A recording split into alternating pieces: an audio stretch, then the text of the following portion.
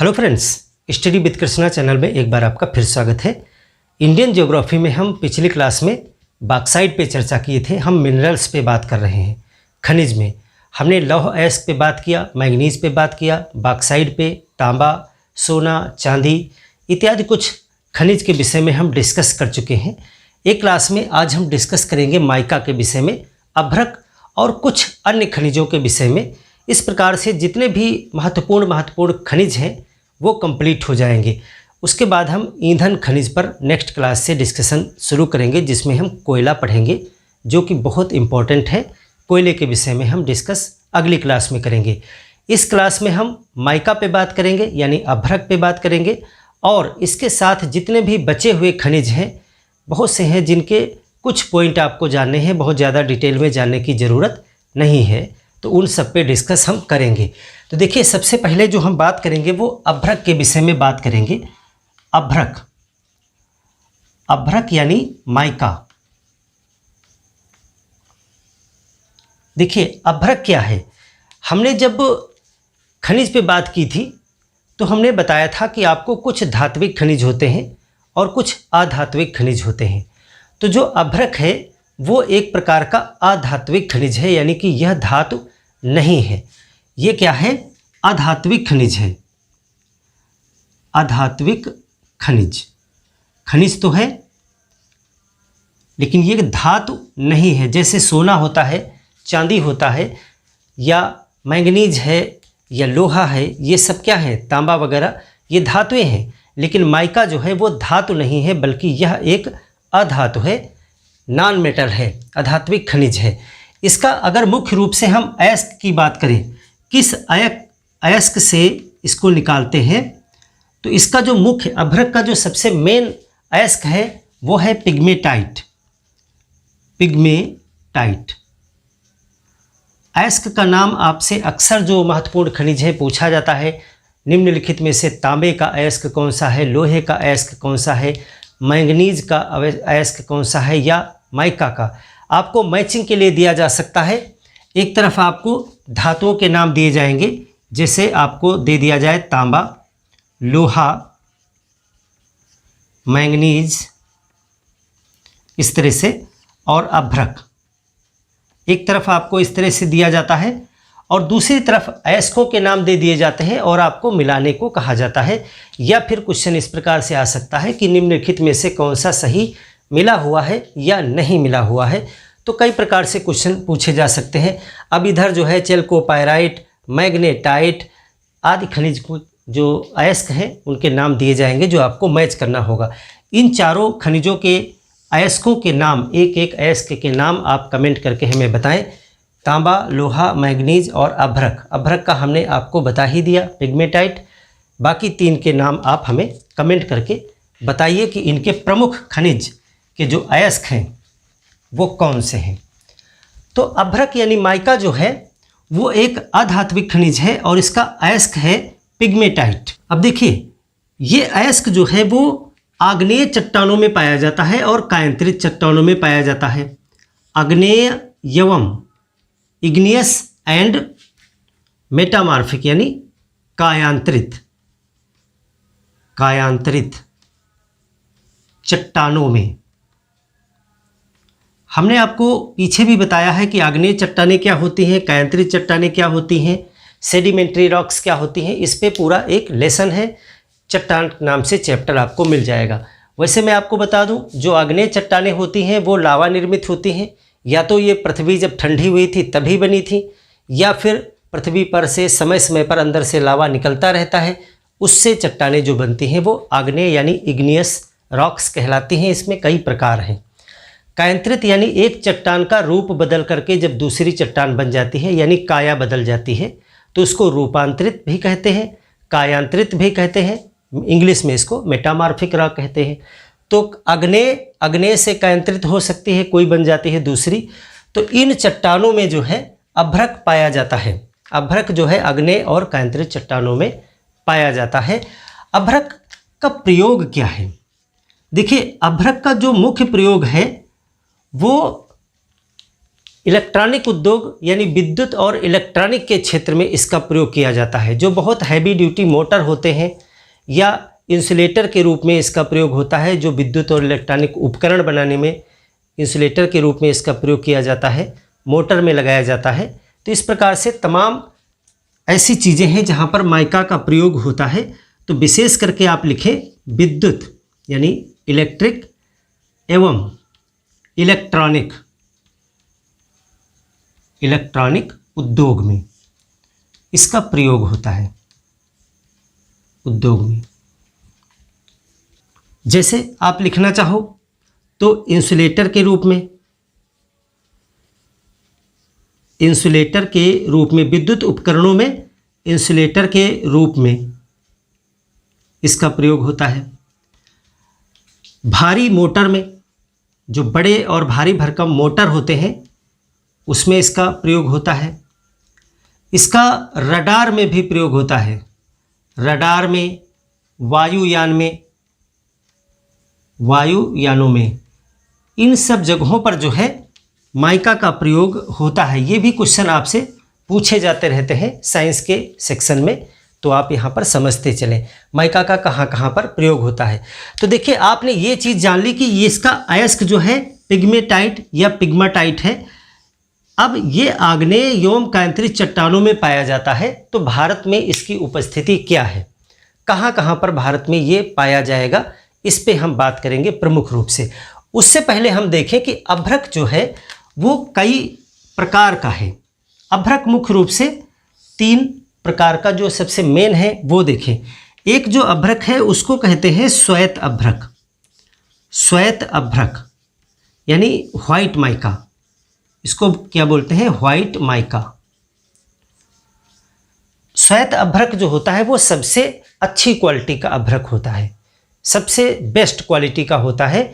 इसको रूबी अभ्रक भी कहा जाता है। इसको क्या कहेंगे, रूबी अभ्रक। सीधे सीधे क्वेश्चन आपसे पूछा जाता है कि रूबी अभ्रक जो है वो किस प्रकार का अभ्रक है, तो सबसे उच्च क्वालिटी का अभ्रक है। ये क्या है, उच्च गुणवत्ता,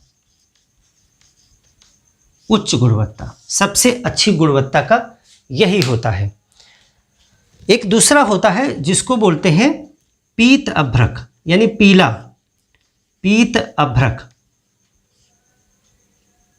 येलो माइका, येलो माइका।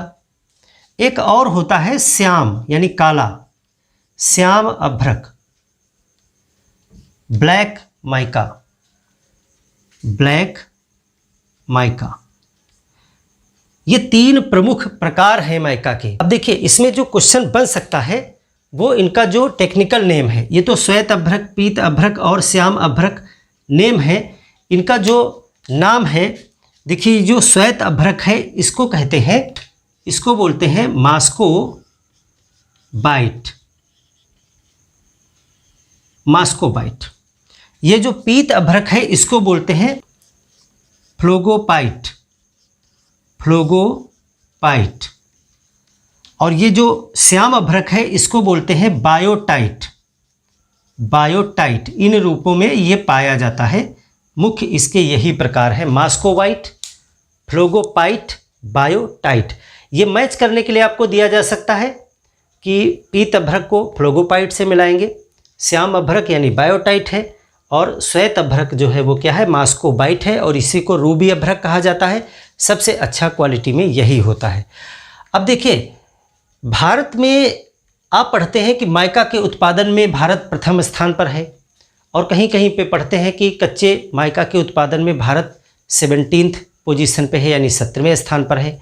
तो देखिए अभ्रक जो परतदार अभ्रक होता है, सीट होती है अभ्रक की, तो जो परतदार अभ्रक होता है उसका उत्पादन भारत में किया जाता है और उसमें भारत प्रथम स्थान पर है, परतदार अभ्रक।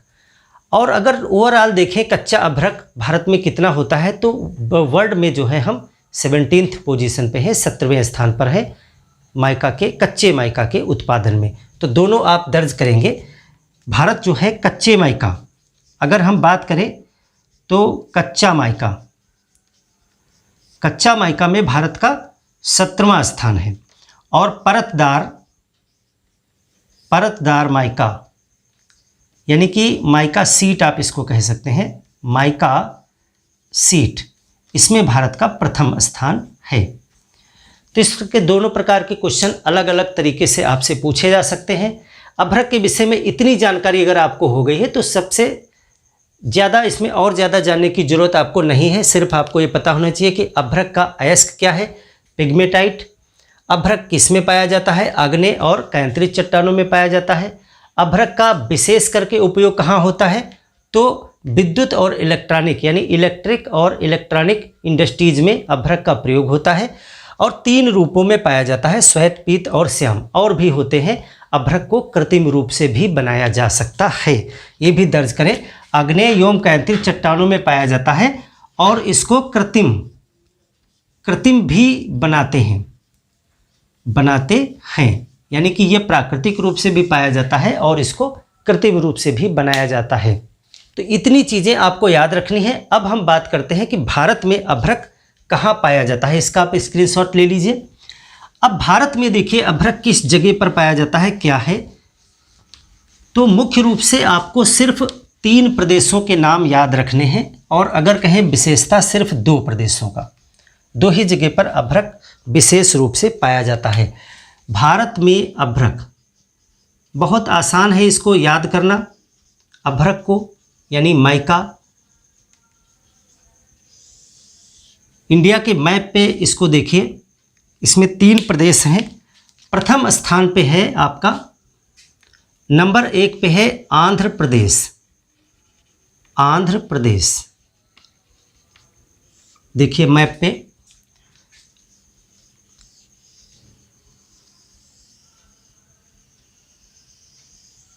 ये आपका हो गया इस तरह से मैप, प्रायद्वीपीय भारत।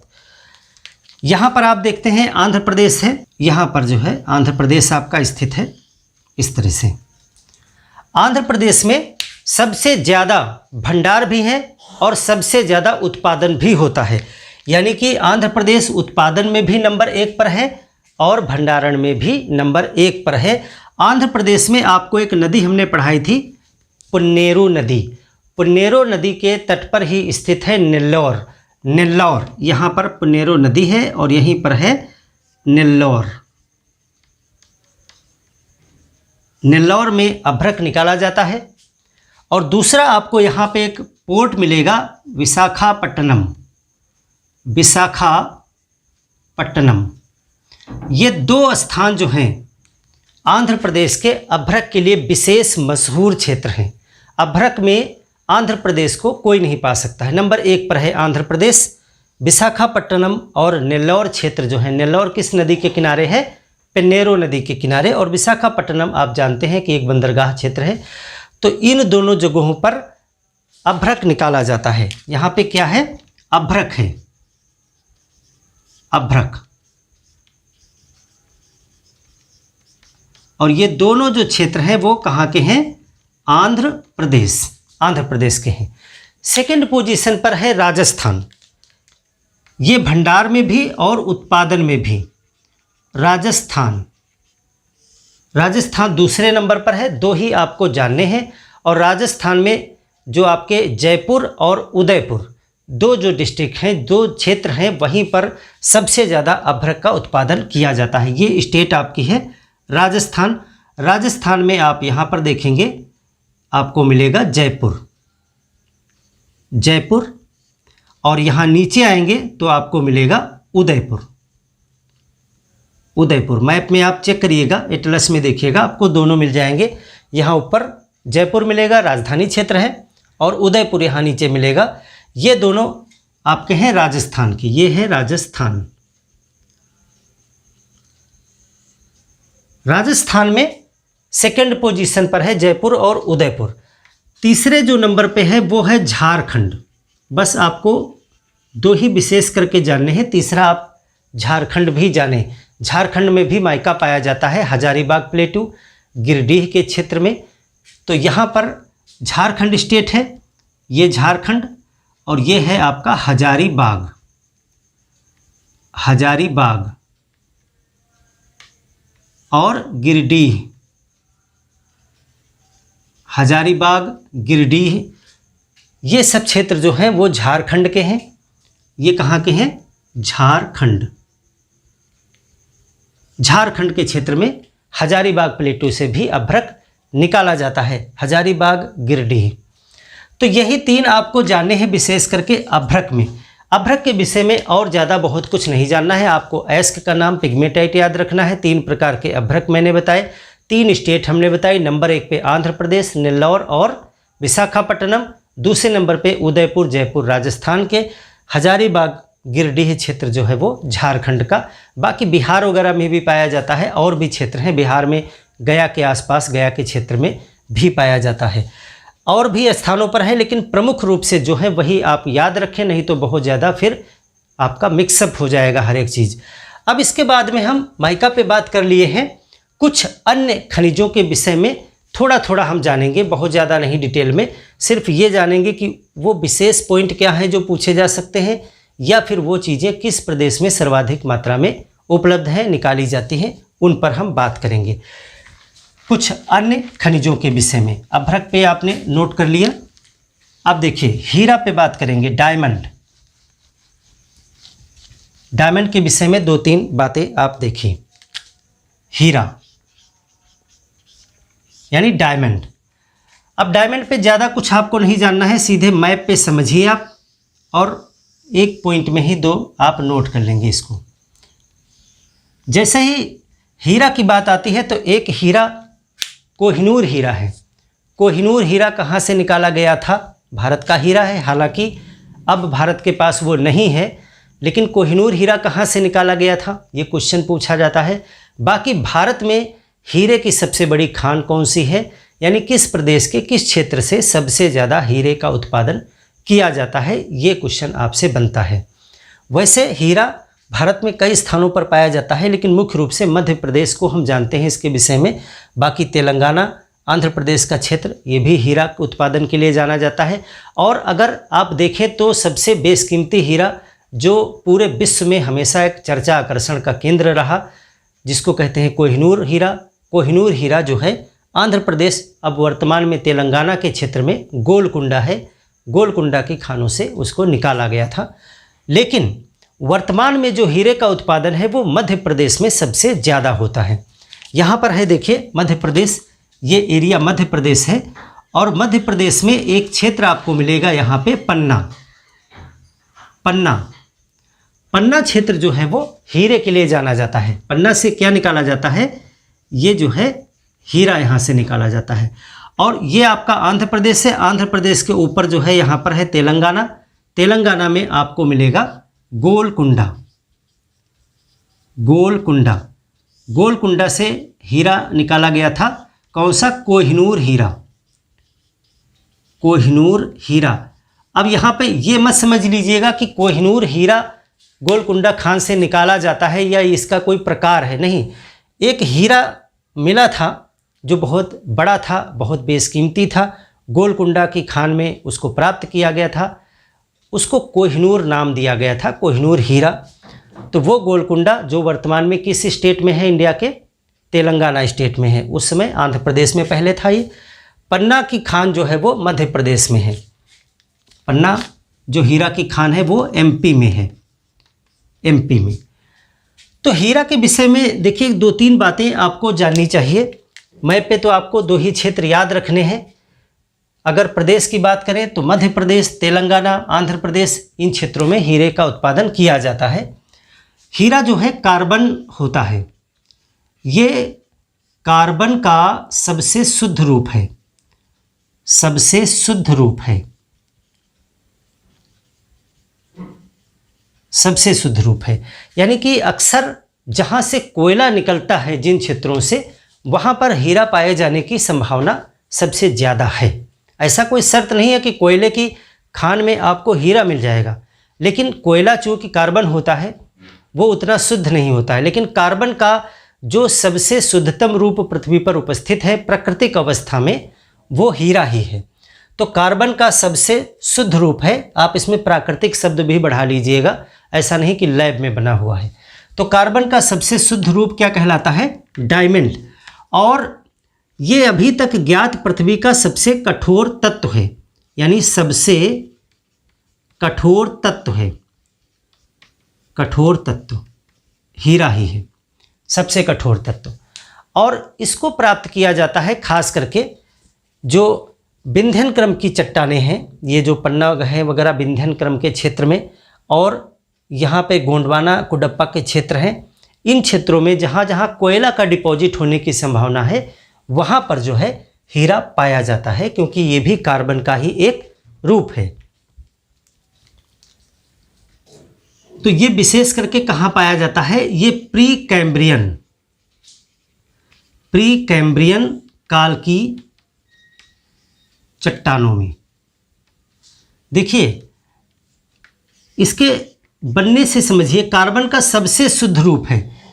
कार्बन बहुत दिनों बाद इस अवस्था में पहुंचेगा जब अरबों वर्ष तक वो दबा रहेगा, दबाव और ताप संपीड़न को झेलेगा।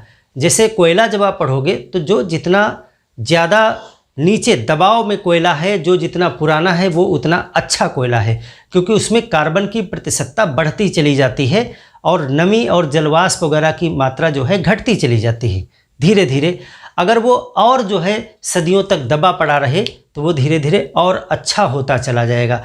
अच्छा से मतलब ये है कि उसमें कार्बन की प्रतिशतता सांद्रता बढ़ती चली जाएगी, इसलिए जब आप उसको जलाओगे तो ताप ज़्यादा देगा, धुआं कम देगा। यानी जो कोयला जितना अच्छा होता है वो उतना कम धुआं देता है और उतना ज़्यादा वो हीट पैदा करता है। जब वो सबसे शुद्धतम रूप में आ जाएगा तब जा कर के वो हीरा कहलाएगा। इसीलिए हीरा जो पाया जाता है वो प्री कैम्ब्रियन, यानी सबसे पहले की चट्टानें सबसे पुरानी है, प्री कैम्ब्रियन काल की चट्टानों में पाया जाता है हीरा। और हमने जो बात की हीरा कहाँ से वर्तमान में निकाला जा रहा है, तो मध्य प्रदेश में पन्ना और सतना ये जिले हैं, ये क्षेत्र हैं, पन्ना और सतना। यहीं पर आप एटलस में खोलिएगा मध्य प्रदेश का मैप, यहीं पे पन्ना है, रेवा है, यहीं पर आपको सतना भी मिल जाएगा, सतना। तो पन्ना और सतना जो क्षेत्र है मध्य प्रदेश के, ये जो है नंबर 1 पे हैं। सबसे ज़्यादा हीरा पन्ना की खान से निकाला जाता है, पन्ना सबसे प्रमुख है। इसके बाद और कहाँ पाया जाता है? और जो है आंध्र प्रदेश में पाया जाता है। आंध्र प्रदेश में कुर्नूल जिला, यहाँ पे कुर्नूल आपको मिल जाएगा आंध्र प्रदेश में। तो आंध्र प्रदेश का कुर्नूल जिला। और अगर कोहिनूर हीरे की बात करें तो वो गोलकुंडा से निकाला गया था, जो हमने यहाँ पर आपको मैप पे बताया। तो ये भी आप पॉइंट कर लेंगे कि जो कोहिनूर हीरा था वो गोलकुंडा की खान से निकाला गया था। भारत में ये जो हीरे निकाले जाते हैं वो यहाँ महाराष्ट्र में जो मुंबई है, मुंबई में हीरे की सबसे बड़ी मार्केट है, वहीं पर हीरे को तराशा जाता है। हीरा तभी हीरा बनता है जब उसको तराशा जाता है, और उसमें बहुत खर्चा आता है क्योंकि वो बहुत लेटेस्ट तकनीक के द्वारा किया जाता है। जितने एंगल उसमें बनाए जाते हैं उतने ज़्यादा वो चमकदार बनता है। तो तराशने का काम मुंबई में होता है। मुंबई में हीरे की सबसे ज़्यादा बड़ी मार्केट है भारत की। तो पाया जाता है मध्य प्रदेश में और मुंबई। ये भी क्वेश्चन आपसे पूछा जा सकता है कि हीरे का सबसे बड़ा बाज़ार भारत में कहाँ है? तो मुंबई में हीरे का सबसे बड़ा बाज़ार है, सबसे बड़ा बाज़ार है। देखिए, हीरा गरीब क्षेत्र में बिकेगा भी नहीं, एक महंगा, एक बहुत मूल्यवान पदार्थ है हीरा, जो लाखों के हिसाब से उसकी कीमत होती है। तो गरीब क्षेत्रों में उसकी मार्केट नहीं हो सकती सबसे बड़ी, कोई खरीदेगा ही नहीं। तो हीरा जो है मुंबई, जहाँ पर इसको बाहर के लोग भी आते हैं वहाँ पर ज़्यादा, और धनाढ्य लोग हैं, काफ़ी जो है आर्थिक नगरी कही जाती है मुंबई। तो मुंबई में हीरे का सबसे बड़ा बाज़ार है, वहीं पर हीरे की खरीद और बिक्री सबसे ज़्यादा होती है। मुंबई किस द्वीप पर बसा है उसका नाम कमेंट करके आप बताएं कि मुंबई जिस द्वीप पर बसा है उस द्वीप का नाम क्या है।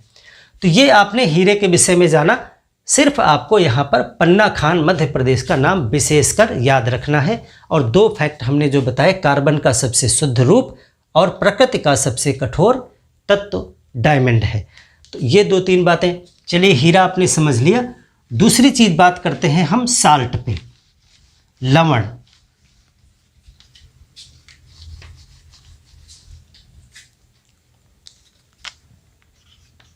अगला जो हम खनिज पढ़ेंगे लवण यानी साल्ट। साल्ट क्या है? नमक, जिसको हम कहते हैं NaCl, जो घर में यूज होता है खाने में। सबसे ज़्यादा नमक खाने में यूज किया जाता है और उसको हम क्या कहते हैं? NaCl, नमक। NaCl यानी सोडियम क्लोराइड इसको बोला जाता है, सोडियम क्लोराइड, सोडियम क्लोराइड। 60-40 के रेशियो में होता है, यानी कि अगर बात करें तो Na जो होता है वो लगभग 40% होता है और जो क्लोरीन होता है वो लगभग 60% होता है। लगभग है ये, ऐसा पूछा जा सकता है, कभी याद रखिएगा। यानी सोडियम कम होता है, क्लोरीन ज़्यादा होता है इसमें। अब देखिए जो साल्ट है वो कैसे प्राप्त होता है, किन चीज़ों से साल्ट निकाला जाता है। तो आपने विशेष करके पढ़ा होगा कि समुद्र के पानी से नमक बनाया जाता है, यानी कि नमक वहीं बनाया जाएगा जहाँ पे तट है नमक बनाने के लिए। तो सबसे ज़्यादा समुद्र तट किसके पास है? गुजरात के पास में है। गुजरात समुद्र से नमक बनाने में सबसे नंबर 1 पे है। महात्मा गांधी ने गुजरात के ही तट पर जा कर के नमक कानून को तोड़ा था। आपको हिस्ट्री की क्लासेस में पढ़ाया जाता है कि गुजरात के तट पर ही एक स्थान था, उस स्थान का नाम आप बताइए, जहाँ पर महात्मा गांधी गए थे और उन्होंने अंग्रेज़ों का जो नमक कानून था उसका उल्लंघन किया था, नमक का कानून तोड़ा था। कब तोड़ा था और किस स्थान पर तोड़ा था, ये कमेंट करके आप हमें बताइए। तो ये गुजरात है, गुजरात में समुद्र तट है और यहाँ पर नमक सबसे ज़्यादा बनाया जाता है समुद्र के पानी से। उसके बाद तमिलनाडु का जो तट है, तमिलनाडु में भी नमक का कानून तोड़ा गया था। आप कमेंट करके बताएं कि तमिलनाडु में किस नेता के नेतृत्व में नमक कानून का उल्लंघन किया गया था। जिस प्रकार से गुजरात में महात्मा गांधी के नेतृत्व में हुआ था, तमिलनाडु में भी एक नेता के नेतृत्व में नमक कानून तोड़ा गया था, उस व्यक्ति का नाम बताइए। तो गुजरात नंबर 1 पे है समुद्र के पानी से नमक बनाने में, और तमिलनाडु उसके बाद आता है जहाँ पे सबसे ज़्यादा नमक बनाया जाता है। 2 आप याद रखेंगे और दोनों ही इतिहास से जुड़े हुए हैं। दोनों जगह नमक कानून भी तोड़ा गया था, तो इसमें भूलने वाली कोई बात ही नहीं है। अगर क्वेश्चन आ जाता है सबसे ज़्यादा नमक कहाँ बनता है, तुरंत आपको याद आना चाहिए नमक आंदोलन वाली बात, और तमिलनाडु और गुजरात उसमें दोनों चर्चा में थे। तो देखिए नमक कहाँ कहाँ से आता है, यानी साल्ट यानी लवण। इसको 3 स्रोत से प्राप्त किया जाता है। ऐसा नहीं कि सिर्फ समुद्र के पानी से ही नमक निकलता है, सर्वाधिक मात्रा में समुद्र के पानी से निकलता है। तो पहला तो है समुद्री जल से, समुद्री जल, समुद्री जल से। अब देखिए समुद्री जल से जो है वो 75% नमक इसी से निकाला जाता है, यानी टोटल नमक का 75% समुद्री जल से ही निकाला जाता है। और समुद्री जल में हमने 2 प्रदेश आपको बताए। समुद्री जल में नंबर 1 पे है गुजरात, गुजरात, और नंबर 2 पे है आपका तमिलनाडु, तमिलनाडु। यानी समुद्री जल से नमक बनाने में आपके 2 प्रदेश अग्रणी हैं, और 75% जो लवण है वो समुद्री जल से ही बनाया जाता है। कोई कठिन काम नहीं है, समुद्र का पानी बस भर दिया गया, पानी भाप बन करके उड़ गया, नमक बिछ गया, उसको बटोर के एक स्थान पे रख करके भर लिया गया, बस यही है। उसके बाद उसमें तमाम आगे प्रोसेस हो सकते हैं, शोधन वगैरह के, अन्य चीज़ें मिलाने वगैरह के। जैसे आपको कंपनी का नमक मिलता है तो वो कहते हैं इसमें आयोडीन हमने अलग से मिलाया हुआ है। ये सारी चीज़ें तो बाद की बात हो गई, लेकिन नमक बन जाता है नॉर्मली ऐसे ही। दूसरा जो है स्रोत वो है खारे पानी की झीलें, खारे पानी की झीलें। खारे पानी की झीलों से भी बनाया जाता है नमक। तो देखिए यहाँ पर समुद्री जल से जो हमने बात की तो उसमें हमने आपको बताया ये है गुजरात, गुजरात, और यहाँ पर हमने आपको बताया तमिलनाडु। तमिलनाडु 2 स्टेट बताए। अब खारे पानी की झीलों से जो नमक बनाया जाता है वो सर्वाधिक मात्रा में नंबर 1 पे है राजस्थान। राजस्थान, क्योंकि खारे पानी की झीलें जहाँ से नमक बनाया जा सकता है उस प्रकार की झीलें राजस्थान में ही हैं।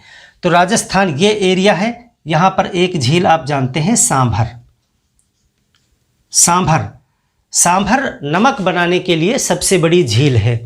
खारे पानी की सबसे बड़ी झील ये नहीं है, लेकिन इनलैंड यानी धरातल पर उपस्थित सबसे बड़ी झील खारे पानी की सांभर झील ही है।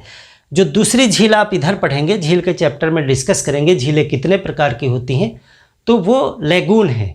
लैगून का मतलब ये होता है, ये झील देखिए चारों तरफ से भूमि से घिरी होती है। लैगून जो होती है वो किसी न किसी एक तरफ से वो समुद्र से जुड़ी रहती है, उसमें रास्ता रहता है। तो जो भारत की सबसे बड़ी खारे पानी की झील है वो तो एक लैगून है, लेकिन नमक बनाने के लिए जिस झील का प्रयोग किया जाता है, नमक की झील जिसको आप कह सकते हो, और इनलैंड यानी धरातल पर उपस्थित वो सबसे बड़ी झील है सांभर झील, जो राजस्थान में है। और नमक यहाँ बहुत बनाया जाता है। तो राजस्थान में कौन कौन सी झीलें हैं जहाँ से नमक बनाया जाता है? तो सांभर झील है, सांभर झील, और है डीडवाना, डीडवाना झील, और है लूनकरणसर, लूनकरणसर या लूनकरणसर, लूनकरणसर। तो ये 3 झीलें हैं, और भी झीलें हैं। 3 नाम आप याद रखें प्रमुख रूप से राजस्थान में खारे पानी की झीलें हैं। तीसरा एक और स्रोत है। ये तो 2 जल से हो गया, एक तो समुद्री जल, दूसरा जो है झील में जो भरा हुआ जल है। तीसरा है खदानों से, यानी माइंस से, यानी कि मिट्टी खोद करके खनिज से भी साल्ट निकाला जाता है। और इस प्रकार का नमक जो है वो भारत में बनाया जाता है हिमाचल प्रदेश में। हिमाचल प्रदेश आप आ जाएंगे यहाँ पर, उत्तराखंड के ऊपर हिमाचल प्रदेश, ये है आपका राजस्थान। हिमाचल प्रदेश में एक ज़िला है मांडी। मांडी, मांडी से जो है खदानों में यानी खोद करके निकाला जाता है चट्टान, और वो चट्टान नमकीन होती है, उसके द्वारा जो है बनाया जाता है मुख्य रूप से। तो ये इसमें उदाहरण कौन सा हो गया आपका? हिमाचल प्रदेश। हिमाचल प्रदेश, हिमाचल प्रदेश में कहाँ पे? मांडी। और मांडी में 2 खाने हैं, एक है द्रांग, एक है द्रांग, एक है गुगा। ये क्या है? खाने हैं, माइंस हैं, द्रांग और गुगा। तो साल्ट के विषय में आपको इतना जानना है। साल्ट का मतलब नमक है, यानी NaCl, सोडियम क्लोराइड। तो ये साल्ट कहाँ कहाँ से निकाला जाता है? 3 जगहों से। समुद्री जल से सबसे ज़्यादा गुजरात और तमिलनाडु से निकाला जाता है दूसरे नंबर पे। खारे पानी की झीलों से नंबर 1 पे राजस्थान है, जहाँ पे सांभर झील, डिडवाना झील और लूनकरणसर, इसको लूनकरणसर भी बोलते हैं, करणसर भी बोलते हैं। खदानों से यानी माइंस से, चट्टानों से, कुछ नमकीन जो है पत्थर चट्टानें भी होती हैं जिससे भी निकाला जाता है। तो वो हिमाचल प्रदेश में मांडी, जहाँ पे द्रांग और गुगा नाम की खाने हैं, क्षेत्र हैं, वहाँ से निकाला जाता है। तो इतने प्रश्न आपके बन सकते हैं आपके लवण से। तो हमने अभ्रक के विषय में जान लिया, हीरा और लवण के विषय में जाना। देखिए कुछ और भी छोटी छोटी चीज़ें हैं जिनसे आपके क्वेश्चन बन जाते हैं कि ये कहाँ से सबसे ज़्यादा प्राप्त किया जाता है। तो उसके लिए हम एक वीडियो लाएंगे, जब सारे खनिज पढ़ लेंगे तो लास्ट में एक वीडियो लाएंगे जिसमें हम लोहा से लेकर के कोयला यानी सब चीज़ के जो सबसे प्रमुख उत्पादक राज्य हैं या सबसे मेन खान है उसकी एक लिस्टिंग करवा देंगे। क्योंकि कुछ प्रश्न ऐसे आ जाते हैं कि टंगस्टन कहाँ से प्राप्त किया जाता है, क्रोमाइट कहाँ से प्राप्त किया जाता है, निकेल कहाँ से प्राप्त किया जाता है। तो वो छोटे छोटे हैं, उसमें बहुत ज़्यादा डिटेल आपको पढ़ने की ज़रूरत नहीं होती है, सिर्फ आपको नाम याद होनी चाहिए और किस प्रदेश में सबसे ज़्यादा पाया जाता है, या अगर कोई क्षेत्र विशेष का नाम है तो वो भी आपको मालूम होना चाहिए। तो उसकी एक लिस्टिंग लास्ट में चैप्टर में करवा देंगे, मिनरल्स वाले लास्ट में। इसके बाद जो हम शुरू करेंगे, बहुत इंपॉर्टेंट 1-2 चैप्टर हैं जिसमें हम कोयला के विषय में पढ़ेंगे, और उसके बाद पेट्रोलियम, और उसके बाद आणविक खनिज यानी जो हमारे एटमिक मिनरल्स हैं जैसे यूरेनियम, थोरियम वगैरह। तो ये इम्पॉर्टेंट चैप्टर हैं जिसमें कोयला और पेट्रोलियम बहुत इम्पॉर्टेंट है, तो उस पर हम डिस्कशन शुरू करेंगे नेक्स्ट क्लास में। इसको यहीं तक रखते हैं, तो मिलते हैं एक और बेहतर क्लास में, तब तक के लिए धन्यवाद।